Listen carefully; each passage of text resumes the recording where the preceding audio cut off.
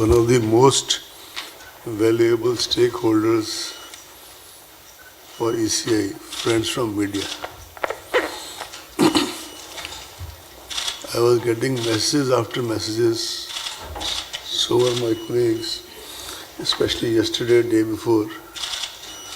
I only wrote one sentence, that please enjoy your weekend.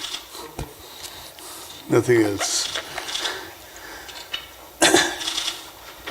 I would like to start the press conference, our interaction rather, and I would like to make it very clear at the very outset that as always, you can ask as many questions as you like. Of course, Shefali ji would kind of moderate and regulate that part. I would like to start this interaction by formally introducing our colleague who has taken over very recently, Rajiv Kumar ji, in the Election Commission. Just as the gain of ADB is a loss of ECI in respect of Mr. Lavasa, Rajiv Kumar ji is not a stranger to any of you. In fact, he is not a stranger to the country as such, having been banking secretary in the most turbulent and difficult times, finance secretary of the country, and earlier establishment officer in the Department of Personnel, besides his many other distinguished his other assignments. And he is also, from the very limited interaction in the last couple of days, one can know that he is also like both of us, me and Sushil ji. He plays under the radar, but plays very effectively. We last met at the time of announcement of elections to the Assembly of NCT of Delhi on January 6, 2020. The world has changed significantly since then, and certainly not for the better. The uncertainty and devastation caused by COVID-19 in the world has changed the way we live and work. It has forced a so-called new normal, which is not normal, but it's a new normal in every aspect of our lives, social, economic, and cultural. As the pandemic spread across the world, the first reaction of the election management bodies of many countries where elections were due was to postpone the elections, hoping that the pandemic would soon loosen its grip and they'll be able to conduct their elections in a more conducive environment. More than 70 countries postponed the elections. However, as the days and months passed and the COVID does not really show any sign of abating and went on unpredictable curves and trajectories, going up one day, going down, slightly down, and then very up another day, it was realized that some way would have to be found to balance the democratic rights of the citizen, of the electorate, to choose their representatives, while also making a very sincere effort and systematic effort to protect the health and safety of the people. Consequently, many countries hazarded to venture and took the courageous decision to go ahead with the elections in their election schedules, making adjustments and adherence to the new safety norms. ECI treaded safely but firmly and started by conducting elections to 18 seats of Rajya Sabha as well as some MLC elections. As you are aware, elections of Rajya Sabha are indirect, but they involve around 984 eligible electors across 8 states of the country. Stringent health and safety protocols were enforced during this election. After the successful conduct of these elections amid COVID crisis, ECI had all along been doing kind of parallel exercise on what to do about Bihar and what to do about the by-elections in a couple of state assemblies. And these were quite meticulous preparations to which I'll allude to in a while. So today, friends, we are here. The Commission is here before you to announce the elections to the largest assembly of one of the largest states of India, which is Bihar. I think if you see the relative statistics, it would probably be, as a very senior friend from media said in the morning, the biggest election in the world in the COVID times, in the immediate future. You're all aware that the term of assembly in Bihar is due to expire on 29th November. Bihar Assembly has a strength of 243 members, of whom 38 seats are reserved for SCs and 2 for STs. COVID-19 exigencies and social distancing measures made the Commission revisit the extant instructions. One of the first major steps which was taken was to reduce the maximum number of electors at a polling station from 1,500 to 1,000. I am sure you will kindly appreciate the magnitude of this revision, because the number of polling stations as a result of this decision went up from 65,337 in the year 2015, the year of last, and to more than 1 lakh in 2020. This massive increase in the number of polling stations entails huge logistic and manpower implications.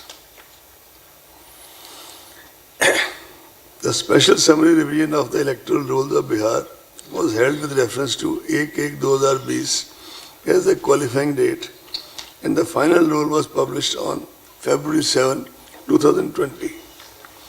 The total electors in Bihar during 2015, when the last assembly elections were conducted, was 67 million.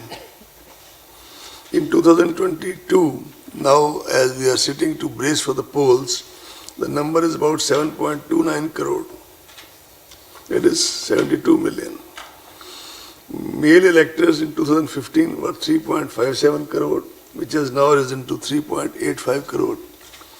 Number of female electors was 3.12 crore in 2015, and now it is 3.4 crore. The number of service electors rose from 92,144 to 1.6 lakhs.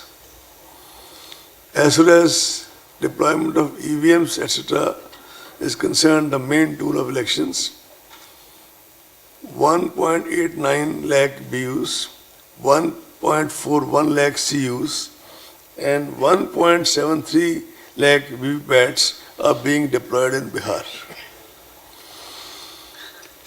To give you further glimpse of the magnitude of logistics to conduct elections during COVID, as per report received from CEO Bihar, incidentally, we all have had series of interactions with the CEO and other officials of Bihar on a virtual basis, on which I'll come to in some more detail later.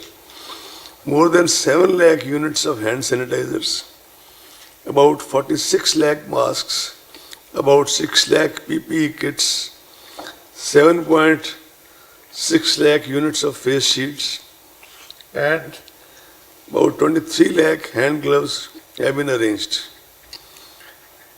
For the voters, that is 77.2 crore single-use hand gloves have been specifically arranged when they press the EVM, etc.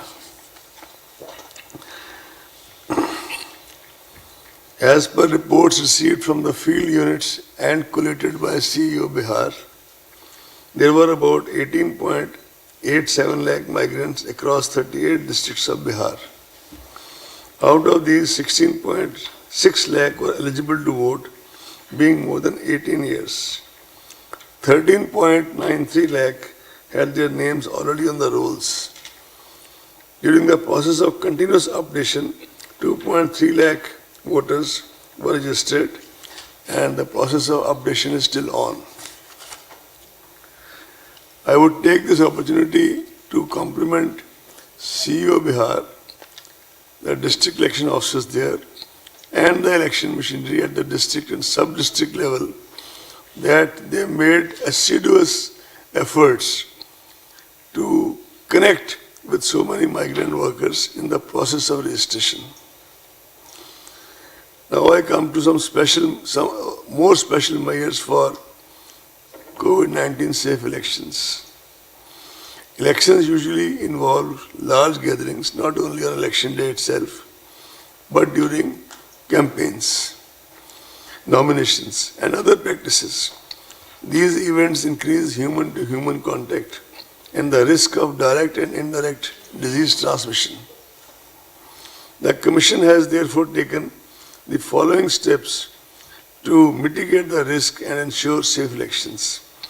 One of the significant ways in which the health impact of COVID-19 can be mitigated is by exploring options to in-person voting for certain vulnerable categories of people.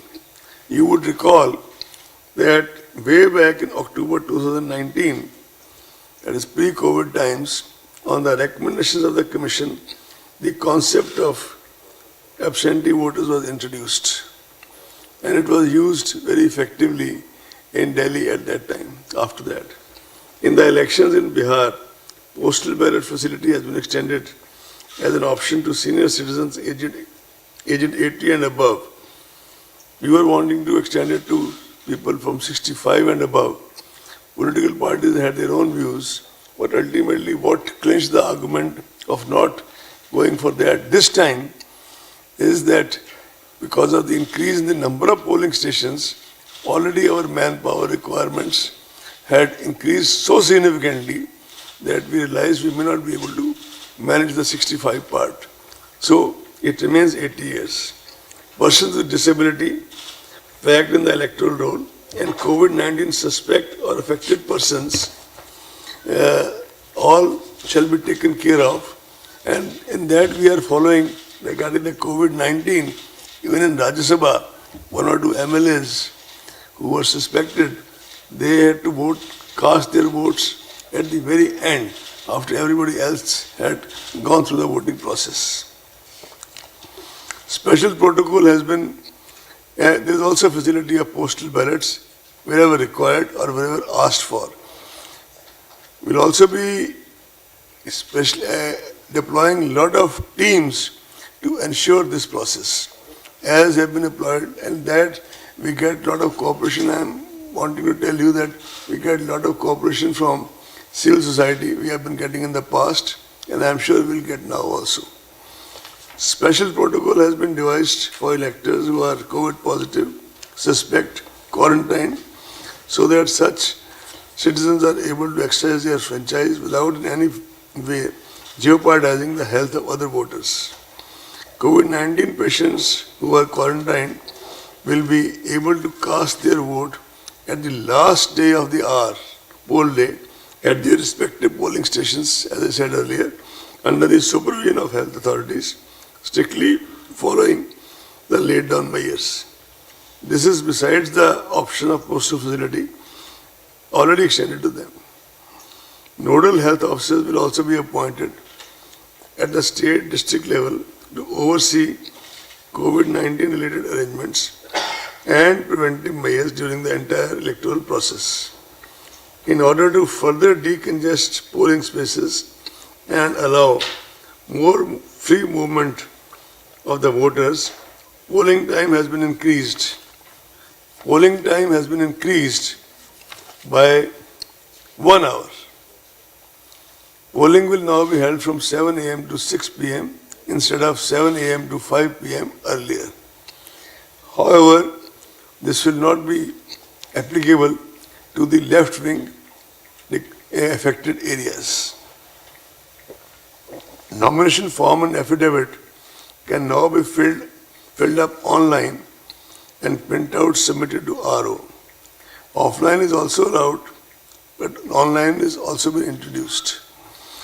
Besides all this, security money can also be deposited through online mode. Candidates can also seek electoral certification digitally. The number of persons accompanying a candidate for submission of nomination has been restricted to 2. I repeat 2. And the number of vehicles shall be restricted to 2. I repeat 2. Door-to-door campaigning has been restricted to 5 persons, including the candidate. Road shows are allowed, subject to the convoy being broken after every 5 vehicles. All election meetings and gatherings will have to adhere strictly to the health and safety protocols and shall be monitored at all levels by the election and health machinery in the field in the various districts of Bihar. I want to dispel doubts, friends, that all physical contact has been prohibited in election meetings and campaigning. In fact, the very fact that instead of talking to each other virtually today, we may not be accommodated all of you, but we still have made an effort to at least talk in person is an indication from the side of Election Commission that all this propaganda going on in certain sections, that only virtual campaigning will happen, etc., has been quite widely off the mark. Yes, we have stated that the number of people who can decongest who can congregate at a certain place has been limited. The DEOs shall identify dedicated grounds in advance where public gatherings can take place with social distancing norms clearly marked to ensure the safety of the attendants. I must report to you that already this exercise has been completed by DEOs. In fact, even within the commission now, we have a list of such grounds available district-wise, although this is not for commission to kind of take any kind of day-to-day call on this. It is for the CEO and the district magistrates. But we've got all the information. And the DEOs have been instructed to kind of already do the circling, etc., as per the COVID norms. That has been done by the CEO of Bihar.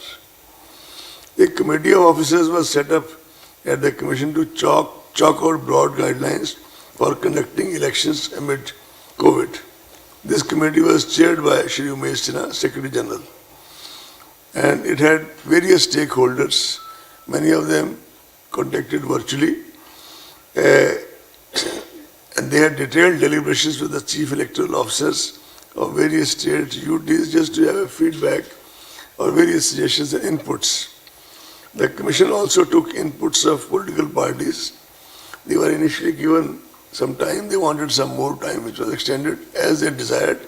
And the commission has a feedback from all the political parties with us, considering all the relevant factors and circumstances and keeping in view the safety norms specified by MHA. Broad and detailed guidelines were issued by the Commission for the conduct of elections and by-elections during sometime in August 2020. These guidelines have already been adopted to Government of Bihar, and these guidelines are available on the ECI website, and I think made available to most of you by Ashif ji. Based on these broad guidelines, CEO Bihar was asked to prepare comprehensive plans at the state, district, constituency and booth level, considering the local conditions and COVID conditions and COVID situation.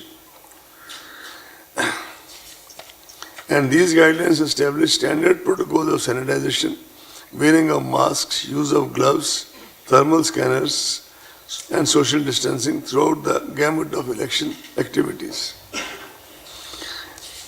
As the gradual and phased unlock has been initiated in various parts of the country, several meetings were held, as I said earlier, at the level of Secretary General ECI Shri Umesh Sinha and all other colleagues from ECI and officers of commission with officials from MHA, railways, central agencies regarding security forces, strategic and communication measures to be put in place. I am happy to report to you that we are getting fullest cooperation from all these agencies, and I am sure, like they do it always, they'll give us their cooperation this time also, which they are already extending. The Commission has conducted several rounds of video conferences with the election machinery. A team of 2 officers, namely Shri Chandrabhushan, who is in charge of Bihar in the Election Commission, and Shri Sudeep Jain, who looks after the EVM, they were in Bihar on 14th and 15th September, and they have done extensive review of the situation on the ground by holding more than 1 meetings in Patna as well as in some selected divisional headquarters. They have reported that all necessary preparations have been made and the infrastructure of conduct of elections is well in place. Commission, as you are aware, has always been very sensitive to the persons with disability and senior citizens. We started this process way back in 17-18 by having a conference in Rajasthan, then a national level conference in Delhi, and after that we have been trying to kind of upgrade and try to do various things required for that. One of our leading consultants in this, based out of Bangalore, she herself is disabled, but at the same time, she is so very meticulous in terms of making suggestions and kind of more scientific innovations, which keeps Shri Umesh Sinha and his team busy. Persons with disability, the first thing Commission has been insisting is that all polling stations should be located on the ground floor. Persons with disability would also be tagged to their respective polling stations and necessary arrangement made for their comfortable and convenient experience on polling day. Assistance of volunteers, priority voting, wheelchair and proper transport facilities shall be made available. They will be provided with a free pass on public transport on the poll day. The third meeting of the National Advisory Committee on Accessible Elections was organized recently through online mode in order to hone up and firm up our strategic action plans on accessible elections and to review preparations on accessibility front ahead of Bihar Assembly elections. The Commission guarantees assured minimum facilities, which you are all aware, at each polling station, including drinking water, toilets, waiting area and ramps. Additionally, polling stations will now be infused with sanitizers, masks, soap and water for rinsing and other necessary equipment to handle any health emergency. Volunteers will be deployed to assist PWD voters, senior citizens and COVID-affected areas, as I already said. All necessary and administrative and security protocols have been put in place for EVMs and VVPATs, including randomization, FLC, movement and storage protocols, and a multi-layer security cover.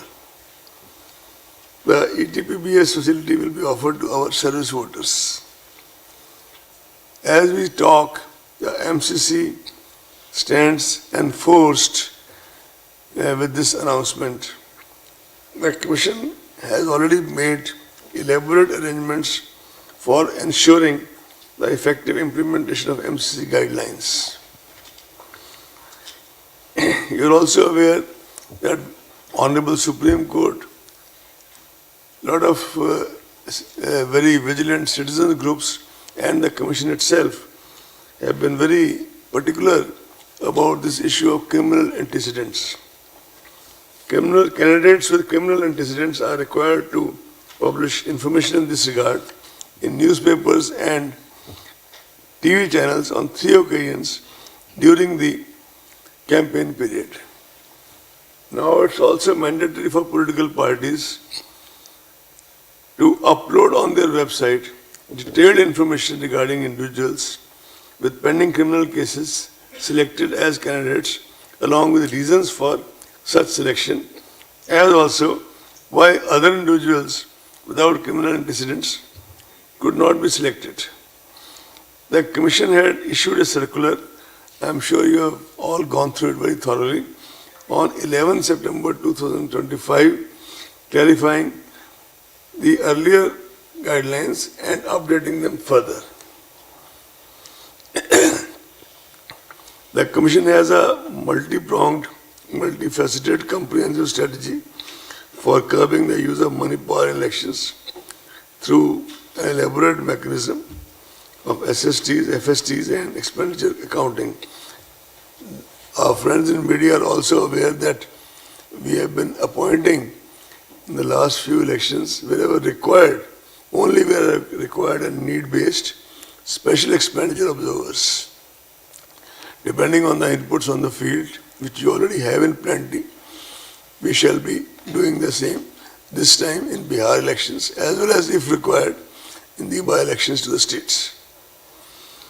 Media has always been a very important ally for the Commission by virtue of its very proactive and positive engagement and with the electoral process and reaching out to the voter through the length and breadth of the country.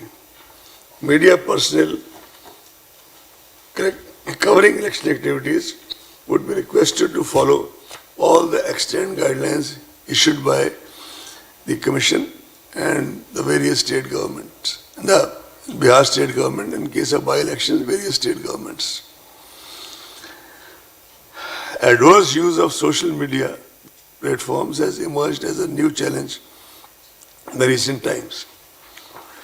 As such, it is necessary that persons or organizations misusing social media or similar digital platforms are dealt with sternly and kept at bay. The Commission would like to make it emphatically clear that anyone who makes mischievous use of social media, for example, trying to foment communal tensions, etc., for electoral purpose, shall have to face the consequences under the law of the land. You are also aware that in the run-up to the Lok Sabha elections, a group of our officers had engaged with the media platforms and their association, and they had submitted a voluntary code of ethics to the ECI by their platforms, which most of them observed quite scrupulously. The social media platforms are expected to make adequate arrangements to safeguard against misuse of their platforms and set up strict protocols to handle such issues as and when they arise. If such arrangements are not made by them and they would not be allowed to take the pretext of being only the providers of platform and shall be held responsible if necessary action is not taken by them promptly and adequately. So, besides, Commission has also entreating the political parties and candidates to sensitize their representatives not to indulge in malpractices, malicious propaganda, hate speech, or fake news, as such acts shall be dealt with sternly, harshly by the Commission.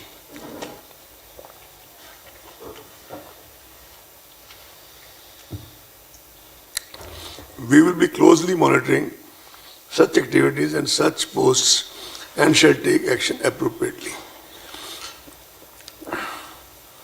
You know that Commission has a full-fledged sweep division, and this time the emphasis shall be on safe elections and COVID-19 safety awareness programs, beside increasing voter turnout and ethical as well as informed decision making of the voters. Comprehensive use of print media, electronic media, radio, digital media and traditional outreach methods of voter awareness are being taken up to inform, facilitate and motivate voters. With all comprehensive arrangements made at the polling station, we hope that people, the ultimate arbiters in the democracy, shall participate with full enthusiasm, and the voter turnout will be more than the previous elections. The Commission, as always, will deploy sufficient number of general, police and expenditure observers in order to keep a close watch at every stage of the election process and ensure a free and fair elections in every sense of the term. If required, as I said earlier, special observers will also be deployed for expenditure monitoring and any other law and order contingency, etc.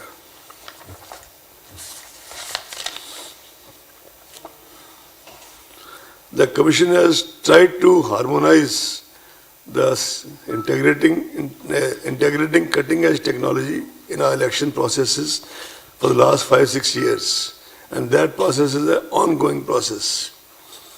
Applications like Booth App and C-Vigil have simplified procedures, made data available at the click of a button, and connected ECI to every stakeholder through their mobile services. Before I finally move on to announce the schedule for Bihar Assembly elections, I would like to tell you that the Commission took various factors into consideration while deciding the election schedule. Elections entail large-scale deployment and movement of security forces from various parts of the country, and we try to minimize their movement over long distances. This is both to reduce their body fatigue as well as to kind of reduce the travel time, etc., and make them feel fresh after a day or two of rest for the election duties. The prevailing COVID situation and necessity of social distancing was also kept in mind. Care was taken that the period of elections is not unnecessarily prolonged.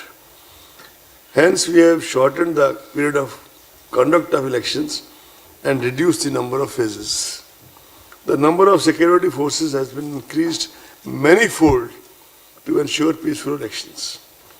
Another factor which has been taken into consideration was the upcoming festival season and convenience of our people. As far as the by-elections to the state assemblies are concerned, you see, we have received representations from CEOs and CEOs, chief secretaries and CEOs of at least 3-4 states, if not more, on various grounds, seeking some deferment in their by-elections. So Commission has kept a special meeting on the coming Tuesday, that is 29th of September, only to consider those representations, after which Shri Umesh Sinha shall issue the press release of by-elections. The schedule for elections for the Legislative Council of Bihar and Karnataka, teacher and graduate segments, which were deferred by the Commission earlier due to the unforeseen situation of public health emergency, etc., from on 8 June 20 shall also be announced today in a separate press release by Dharmender and Shri Umesh Sinha. This will cover 4 teacher and 4 graduate constituencies in Bihar. Karnataka elections will be held for 2 graduate and 2 teachers constituencies. 1 MLC election of deferred Nizamabad constituency will also be announced for which all, except the actual poll, all other electoral steps have been already concluded at the time of deferment, will be announced today afternoon along with the other by-elections for the teachers and graduates.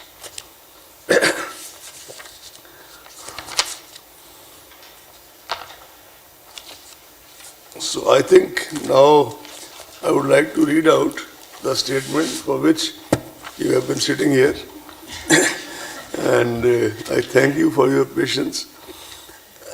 General elections to the Legislative Assembly of Bihar shall be conducted in 3 phases. In first phase, 71 assembly constituencies in 16 districts, including most of the LWE districts, will go for poll. It will be held in approximately 31,000 polling stations. In second phase, 94 assembly constituencies in 17 districts will go for poll. It will have approximately 42,000 polling stations. All this is going to be made digitally available to you in the next half an hour, if not more. Sorry? General elections to the Legislative Assembly of Bihar will be conducted in 3 phase elections. Is it clear? Neeraj, to you it's clear? Yes. In first phase, 71 assembly constituencies in 16 districts, including most of the LWE districts, will go for poll. It will be held in approximately 31,000 polling stations. Am I clear? Yes. Can I go next? Dates. In that I'll come to. I'm keeping some suspense. He wants you to come to the point, sir. I want you to. No, this is a part of the point. I want you to stay with us for some more time. In second phase, 94 assembly constituencies in 17 districts will go for poll. It will have approximately 42,000 polling stations. In third phase, 78 assembly constituencies in 15 districts will go for poll. It will have approximately 15 districts. Third phase, 78 assembly constituencies in 15 districts will go for poll. It will have approximately 33.5 thousand polling stations. 10 districts will have 2 phases of elections for logistical reasons. 28 districts will have single phase elections. Patna and Bhagalpur districts will have elections in the first as well as second phase. 8 districts, namely Darbhanga, Madhubani, Purba Champaran, Paschim Champaran, Muzaffarpur, Vaishali, Samastipur and Sitamarhi will have elections in second and third phases. 8 districts, namely Darbhanga, Madhubani, Purba Champaran, Paschim Champaran, Muzaffarpur, Vaishali, Samastipur and Sitamarhi will have elections in second and third phases. So now, without further, keeping you in more suspense, issue of notification. First phase, 1st October. Am I clear?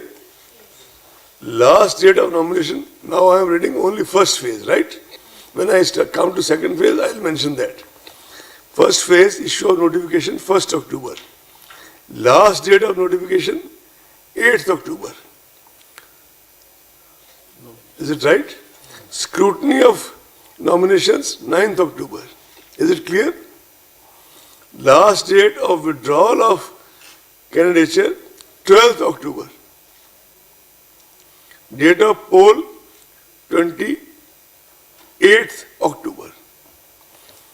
Counting of votes, 10th November, but that will be for all the phases, right? With your permission, 10th November.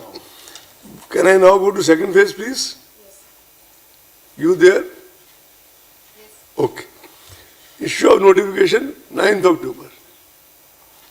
Last date of nomination, 16th October. Whenever you want me to repeat, I will repeat, gladly repeat. Scrutiny of nomination, 17th October. Last date of withdrawal of candidature, 19th October. Date of poll, 3rd November. Counting, as I said earlier, 10th November. Shall I go to third phase, please? Sorry? Shall I go to third phase? Issue of notification, 13th October.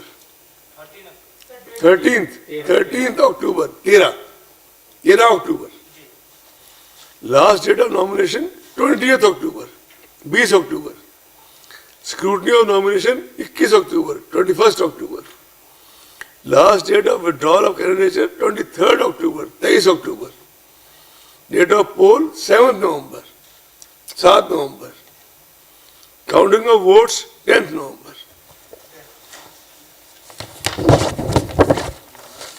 Now,